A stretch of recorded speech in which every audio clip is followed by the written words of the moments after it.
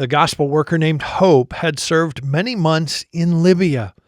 Hope had only been able to disciple one woman, and now her one disciple had been detained and threatened. And after that, we started to receive some calls for threatening, we will kill your son if you will share more and things like that.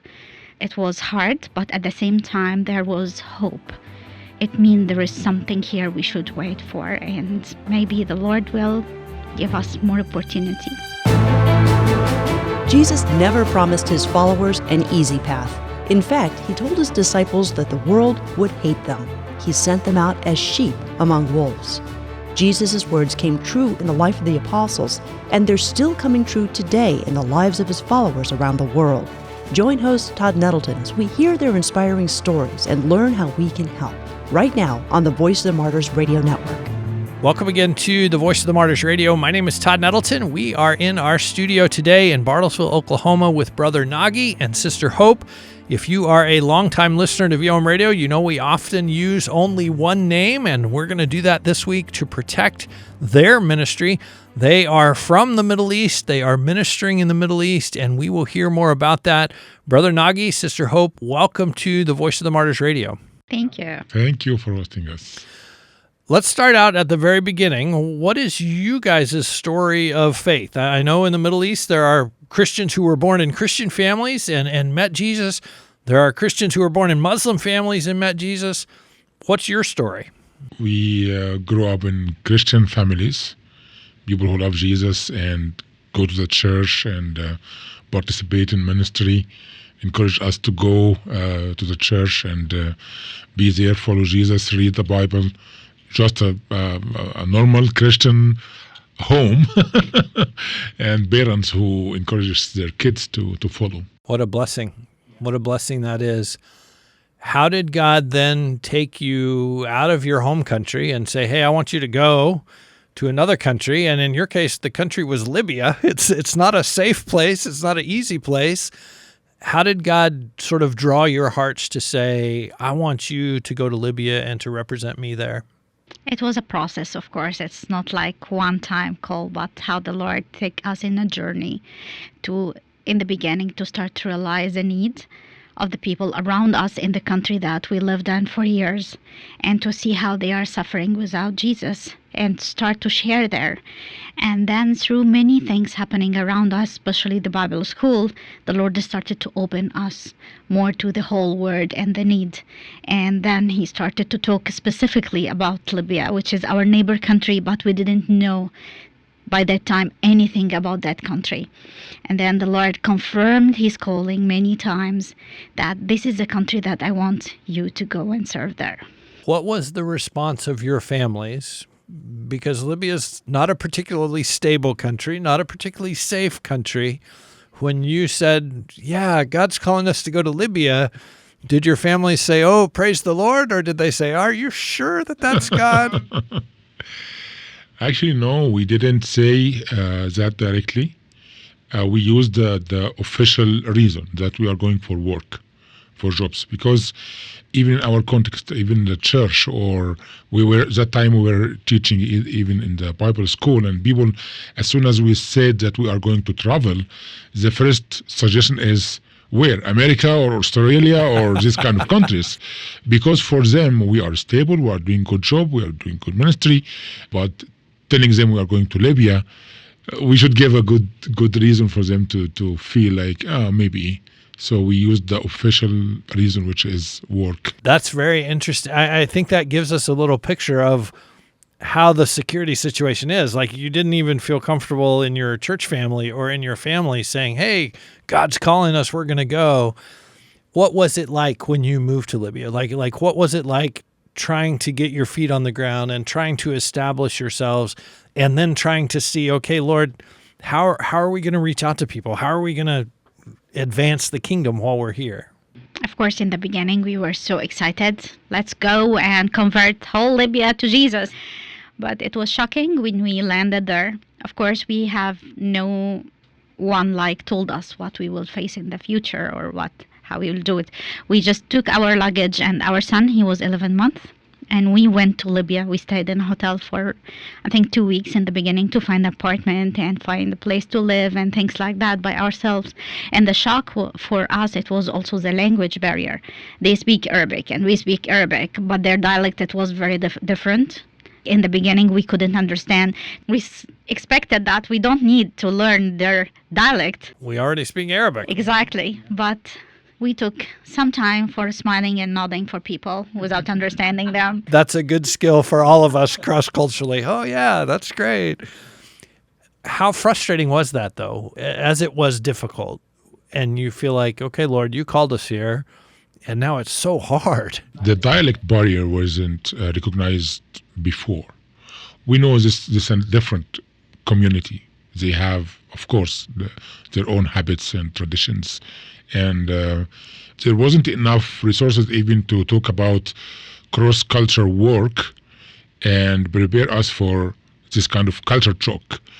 So we landed, and then we started to, each time we ask for something or interact with people, we started to figure this more and more and more like there. So we never expected to face this language barrier, but it was evident from the beginning. And several things like we say it, but it has a different meaning for them. So we ask maybe about direction, but they understand it as the baby diaper. So it wasn't easy until we started to, there's something that we need to deal with here and prepare ourselves for. Now, were you part of a team there where you had other people to encourage you and help you through some of this, or you just landed and you're on your own? Yes, we just landed with our own, and especially in the beginning, it was some recommendation, don't be part of the church, so that will take most of your time, so it's good just to start your own thing. And really it was very hard in the beginning. We have no one means no one, and no one at home knows exactly what we are doing except 3 people in the whole world that they know that we are in Libya to share the good news with people. And it was frustrating for me at the beginning because I used to have ministry job and life, but in Libya for women it was not that easy. Just to stay at home most of the time, just being with the kids, separated from everything around me, and I can't go by myself, I can't go by things easily, and I feel like everyone is looking to me. I have to be careful not to laugh, not to talk. Nagy should take the lead of everything. So it was very hard and frustrating for me, and for a point I came that why I'm here. I'm just sitting at home. So it was much like better to be at my home country. At least I used to do things, but here I do nothing. And even to communicate with neighbors, I was not good in communication in their own dialect. So why we are here. But you stayed. How did the Lord bring you through that time of, Lord, what am I even doing here? Like why are we even here? How did God walk you through that and keep you in Libya in spite of all of the good reasons to go home? One of the good things and bad things happened that after a while, after being there, that one lady came and started to ask questions about Jesus and the gospel and things, and we got very encouraged and happy. And we started discipleship with her, and we started to see hope. Okay, now we here for a reason. We are happy even with only one person to come to Christ. And after several meetings with her, she disappeared. And okay, we tried to call her several times, tried to find her. No, she disappeared totally. After a few months, I have received a call from her telling she was a dentist, and she told me, come to the hospital and meet me there, but as a patient. Don't say anything. And we went to the hospital, and we have a ticket just to see a doctor, and we did everything. And when I met her, she told me the last time we were together, I got arrested and interrogated me for a long time. And I'm so sorry. I told them everything I know about you, your husband, and your son. And we should not meet again. And after that, we started to receive some calls for threatening, we will kill your son if you will share more and things like that. So yes, it was hard, but at the same time, there was hope. Yeah, it means there is something here we should wait for, and maybe the Lord will give us more opportunity. We're talking this week on Voice of the Martyrs Radio with Brother Nagy and Sister Hope. They are working in the Middle East. When those calls started coming in, we're going to kill your son. Again, this is a great reason to go home. How did God, was it just that hope of seeing one person was reached, so there must be at least one more that we can reach? Was that what kept you? Or how did God keep you planted there, even in the threats, even in the danger, even in the frustration and the rejection? And Really, it was something like peace. We sometimes say, we look to each other several times, said, are we crazy, or if it's the peace of the Lord that's surpassing our understanding? So it was peace showered us in an amazing way that we can't describe it. That we felt peace. No, stay, I'm here. But also the Lord gave us another thing to stay. So few months after, we heard about other 5 brothers. One of them was very interested to hear about Jesus. He heard from a Christian radio, and because of that, he led another 4 of his brothers to Jesus. And because of the change happened in their lives, they led their wives to Jesus. And now they need someone to disciple them. Mm-hmm. And we are happy because now we have not only one person, but we have 5 couples need to be discipled in Libya. But after several meetings of discipleship and prayers, we have been invited to Al-Adha Eid, which they celebrate and remember that Abraham was willing to sacrifice his son Ishmael to God as a sign of obedience. So we came to the house, men together, women together, and all of the family men together, and I am the only stranger amongst them invited, and because of the discussions, they know I am a Christian. And one of the new believers started to ask questions about what does it mean, a sacrifice, a lamb, why God did this, questions which is Muslims are not really allowed to think deeply about their religion, just follow, don't ask. Just do what you're told. So that made the people around like, what this kind of questions? This is not normal. So his sister's husband was an officer, and he reported the man and his brothers and us again. Just for asking questions? Yes. The way of asking about the meaning this was enough for him, like, I feel something wrong here. Wow. And he reported his brother-in-law. So they have been kept for about 4 or 5 months. And again, the same message after they got released, don't contact us again. And since then, we don't really know what happened with them. Wow. Yeah. So it seems like every time you had a breakthrough with someone, then you ran into a brick wall, and it's like, no, you can't, no contact. How disheartening was that for you guys to feel like, okay, Lord, now we see what you're doing, and then, oh, no, how disheartening was that? It was disappointing a lot. It takes from us many days of prayer and tears, and why we are here separated from everyone. There was no way of communication with family, friends back home. Almost we have no friends by that time. All of them, like, they don't know anything about us, and we are here almost doing nothing. But the Lord all the time encouraged us, stay. I'm still working here. Maybe it's not time of fruit yet, but stay. And then a war breaks out. Yeah. Gaddafi's overthrown. Libya's completely dysfunctional, full of terrorists, and the Lord still said stay. Yeah. It was an amazing moment that we will never forget. They call it revolution, but it was civil war. The NATO, before start bombing the country, they gave us 2 weeks window for everyone to leave the country before they start. And it was a time when every expat in the country decided to leave. It was like if you go to the airport, it's packed with people till like from the main gate until the end, and the people started to make tents and stay there until they find a way to leave the country. And it was a time for us. We have to decide if we are gonna to leave or stay. Nagy and I agreed that let's pray separately and then pray together and say what we felt from the Lord. By the time we have two lovely boys, 2 and 4, and it was amazing. Sometimes you pray and you can't hear immediately the Lord's voice, but that night we heard it very clearly. Stay, I'll protect you, protect your boys, everything you have. I'll be here with you. And he did. Exactly as he said and more. Really, we felt that he is dwelling with us in our home. It was amazing to feel his presence heavy. The cloud was over our house. Tell me some of the stories of God's protection during that time, like how he provided and how you just saw that cloud of his protection over you all the time. Once the revolution started, there was no water, no electricity, no food. Everything became very expensive and disappeared for a while.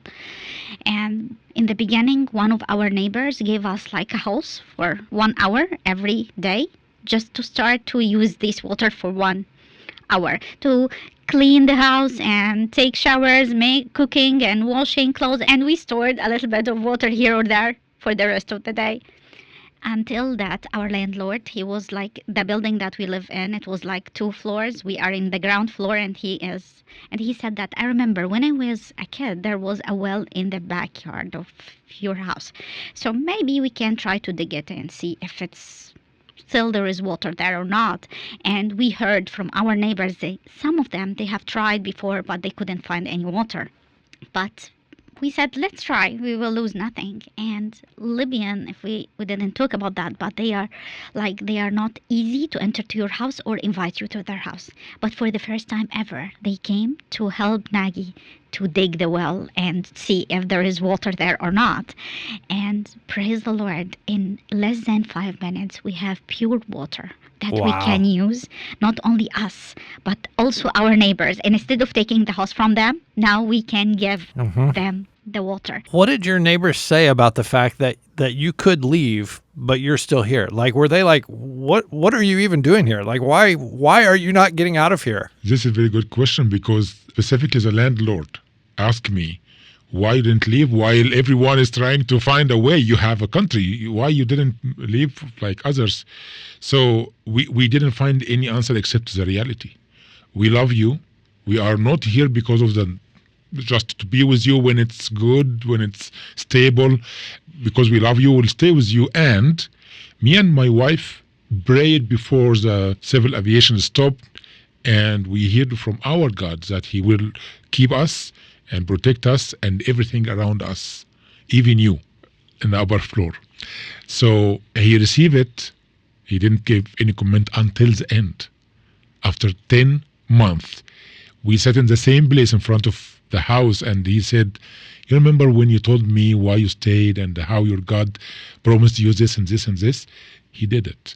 Wow. Because so many people lost their lives or houses or whatever because of rockets, because of bullets, because of bombs. But we are in the same house, and God protected us and them and everything that we have, really. I'm reminded of the book of Acts and Paul on the shipwreck, and God says, not only am I going to save you, I'm going to save these people as well, because they're with you, because they're in the same spot as you. You know, being in such situation, we never imagined or learned even how to deal with this kind of shortage of everything. Right. And at a sudden, God led us to go back in history and use what is just you can store for a long time. So anything that we can store for a long time, seeds, flour, even we started to get the last amount of charcoal, just in case we don't have anything to use as a fire. Right. We just use this. So we started to think that way. So the only way to at least to have food, at least to have bread. So flour is one of the strategic things that people already stored a lot, and it's not in the stores, and prices went really, really crazy high. I go big stores and ask for flours even for the small packets. And I went to one of them, and I told the guy, like, I have small boys and anything, any small thing. He kept saying, no, we don't have. Then I turned my face going out, trying to desperately find another resource. And I found him coming after me out of the store and told me, okay, get ready. Turn on your car, open the trunk, and just be ready. I told him why, what will happen. Don't speak to me. As soon as I put it there, just leave. I don't want anyone to know that we have flour. And he came out with a bag of 50 kilo flours and just throw it in, go, go, go. And I didn't pay anything. Wow. I just took this, ran he kept saying, go, go, go. And I went. And this stayed with us the whole time. We made bread for ourselves and for our neighbors. And everyone has anything. We consider this like a resource for everyone, for the whole neighborhood. Wow. Like the man who gave the hose, now we have another source of water, we have flour. Each one comes with any idea about providing for the shortage. We just share it. So it was great to do that. How many times in that season did you have opportunity, like with your landlord, to say, our God called us to be here. Our God provided this flour. Our God made the well have water in it. How many times over those months did you get to plant those little seeds? This was the only time where we can get out as a group of men sitting, because of the blackouts, no TV, nothing you can entertain you. So we can come out and sit together. And I think in each time of this, we were very clearly talking from a Christian perspective, from the gospel. As a Christian, we believe this or believe that. So we had several times during this hard time to say, as Christian, we believe this or we think that way. Amazing. Amazing how the Lord works. We're talking this week on Voice of the Martyrs Radio with Brother Nagy and Sister Hope. We're talking about their ministry in the country of Libya. Nagy and Hope, so you have this, God says stay, God says I will provide for you, and then God said go. How did that change happen, and how did you hear from the Lord, okay, our time here is done, we have to leave? We spent good years after that, but then starting from 2013, things started to change dramatically when ISIS started to take over places in Libya, and they started to move everything to the Islamic more, and they started also to target some people who as Christian from neighborhood countries like Egypt, Syria, or these areas, and they started to kill people. Like I believe that many heard about this 21 Egyptian that killed by the seashore, and during that time, we started to pray again. But this time it was very different. He said, leave and leave now. That was in March 2015. And we started to ask, okay, but the boys to finish their school, we still have another 3 months. You can protect us for 3 months and then we can leave. And he said, now.